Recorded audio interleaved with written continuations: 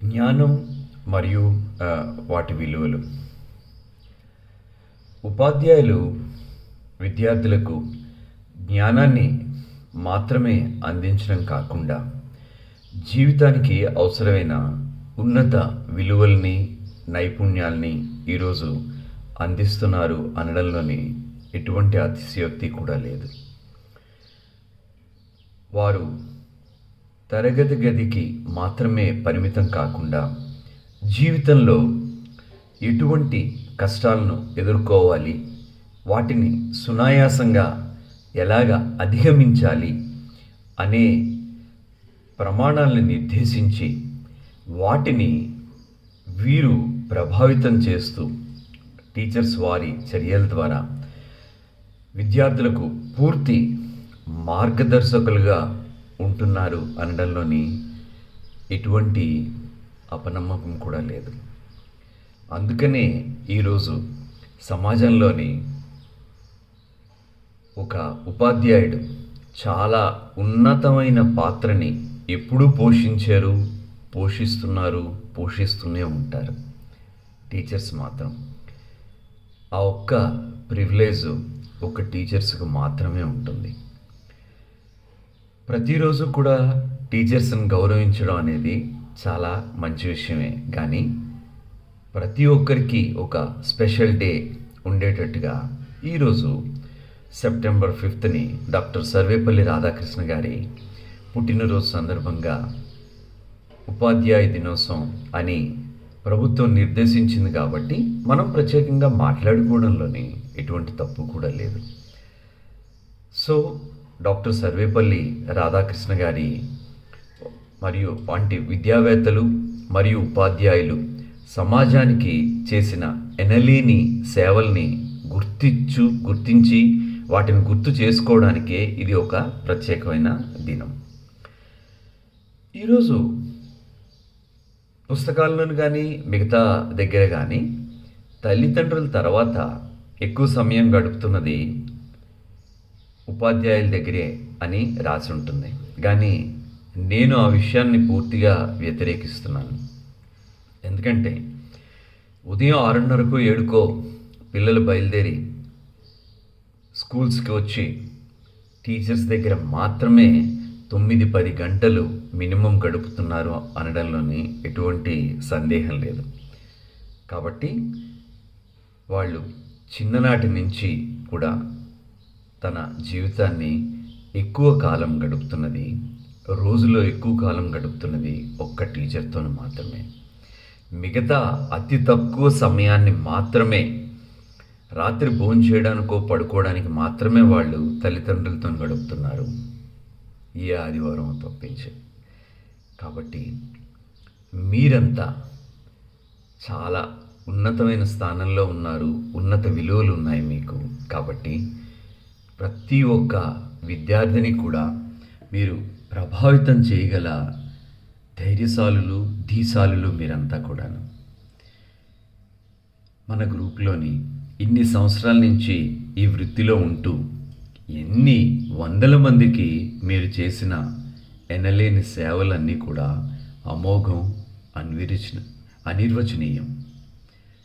ఉదాహరణకి పేరున చెప్పుకోవాలంటే వృత్తిపరంగా టీచర్ కాకపోయినా కొన్ని వందల మంది విద్యార్థుల్ని కత్తుల్లాగా తయారు చేసి సమాజపు విలువల్ని వాళ్ళలోని ఉద్ఘాటించి బయటికి పంపుతున్న ధీరోత్తమశాలి మా బావ ఉప్పాడ, అలాగే భాను యొక్క హస్బెండు, తర్వాత జ్యోతి, తర్వాత వెంకట్రావు మేషారు, నెక్స్ట్ కేశవనారాయణ, తర్వాత కేకేఎంఆర్, పేర్లు మర్చిపోతే నన్ను మనస్ఫూర్తిగా క్షమించండి.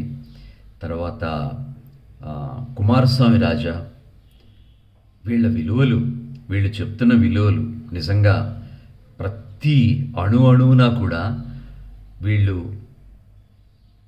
మీరంతా కూడా విద్యార్థుల్ని ఎంత ప్రగతి వైపు నడిపిద్దామనే భావన మీ నరనరాల్లోని ఉన్నది అనడంలోని ఎటువంటి అతిశయోక్తి లేదు, సందేహం లేదు. అలాగే గణపతి మేషారు అంటారు, మన గ్రూప్లో ఉన్నారు గణపతి మేషారు, నేను ఎప్పుడూ చూడలేదు కానీ. తర్వాత రమణి, శైలు, స్వర్ణ, నెక్స్ట్ తేజు, ఇందు, తర్వాత వెంకట్, ఇంకా ఎవరైనా మర్చిపోతే క్షమించండి. మ్యాక్సిమం కవర్ చేశానని అనుకుంటున్నాను. వీళ్ళందరూ కూడా ఎన్ని వేల మంది విద్యార్థుల్ని ఒక సమాజానికి పనికి వచ్చే, సమాజం వైపు ప్రగతి పదంలోని పయనించే మార్గదర్శకులుగా నిర్దేశించి తయారు చేసి పంపించారు అండంలోనే.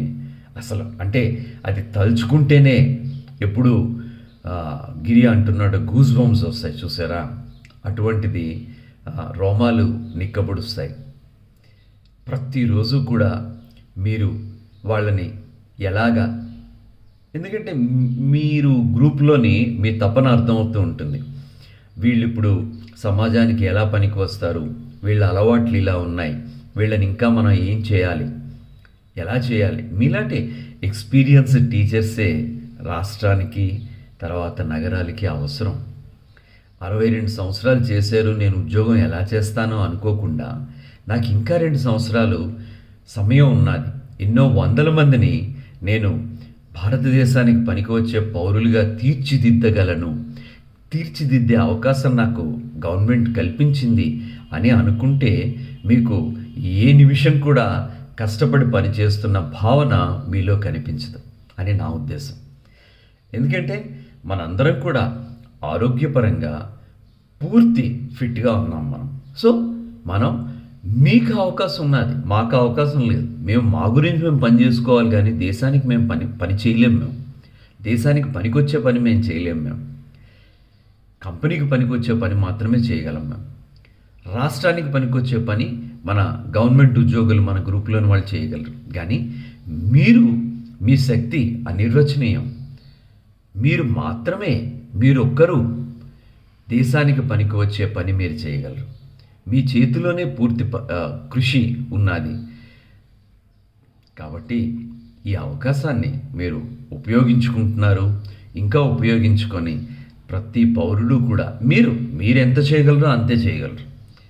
కాబట్టి ఏ నిమిషం కూడా వృధా పోనివ్వకుండా మీలో ఇప్పుడు మీరు పూర్తి బాధ్యతల్ని, మీ సంసార బాధ్యతలన్నీ కూడా మీకు నెరవేరాయి కాబట్టి ఇంకా మీరు ఈ చివరి 2-3 ఇయర్స్ కూడా పూర్తిగా మీరు సమయాన్ని కేటాయించగలరు. కాబట్టి ప్రతి నిమిషం కూడా మీలోని ఆ భావనను నింపుకొని నేను ఇంకా ఒక్క విద్యార్థికి మీరు పూర్తి సహాయం చేసినా సరే అది రాష్ట్రానికి తర్వాత భవితకు సహాయం చేసినట్టే అని నా భావన. మరొకసారి మీ అందరికీ కూడా ఉపాధ్యాయ దినోత్సవ శుభాకాంక్షలు తెలియజేసుకుంటూ మీ క్రిష్. Thank you.